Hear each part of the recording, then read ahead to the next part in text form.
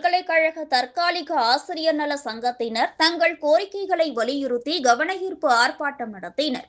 சென்னை எழும்பூர் ராஜரத்தினம் மைதானம் அருகில் அண்ணா பல்கலைக்கழக தற்காலிக ஆசிரியர் நல சங்கத்தினர் கடந்த 5 மாதங்களாக வேலையில்லாமல், வருமானம் இல்லாமல் டீச்சிங் ஃபெலோ குடும்பத்தினர் கஷ்டப்படுகிறோம் என்று மாநில தலைவர் ராஜ்குமார் தலைமையில் கவனஈர்ப்பு ஆர்ப்பாட்டம் நடத்தினர்.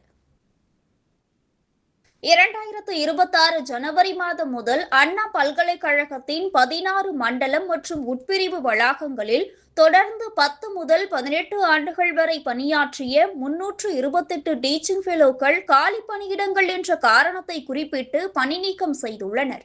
இது தொடர்பாக உயர்நீதிமன்றத்தில் வழக்கு தொடரப்பட்டதை தொடர்ந்து இந்த ஆண்டு ஏப்ரல் 21ஆம் தேதியன்று இடைக்கால தடை உத்தரவு வழங்கப்பட்டது.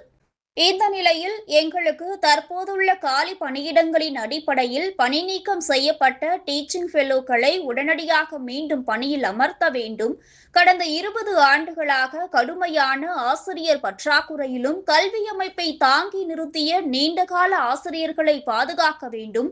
அனைத்து மண்டல மற்றும் உட்பிரிவு வளாகங்களிலும் உள்ள உண்மையான ஆசிரியர் காலி பணியிடங்கள் மற்றும் AICTE ஆசிரியர் பற்றாக்குறை விவரங்களை வெளிப்படையாக அறிவிக்க வேண்டும்.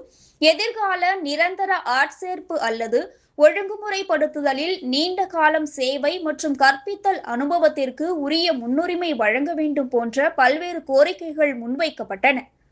மேலும் நூற்றுக்கணக்கான குடும்பங்களின் வாழ்வாதாரத்தையும் கிராமப்புற அரசு பொறியியல் கல்வியின் எதிர்காலத்தையும் தமிழ்நாடு அரசு பாதுகாக்கும் என்ற முழு நம்பிக்கையுடன் நாங்கள் இருக்கிறோம் என தெரிவித்தனர். இந்த ஆர்ப்பாட்டத்தின் போது மாநில துணைத் தலைவர் வெங்கலகுமார், மாநில செயலாளர் ராஜ்குமார், மாநில பொருளாளர் வெங்கடேஸ்வரன் உட்பட தற்காலிக ஆசிரியர்கள் சுமார் 300க்கும் மேற்பட்டோர் இந்த கவனஈர்ப்பு ஆர்ப்பாட்டத்தில் கலந்து கொண்டனர்.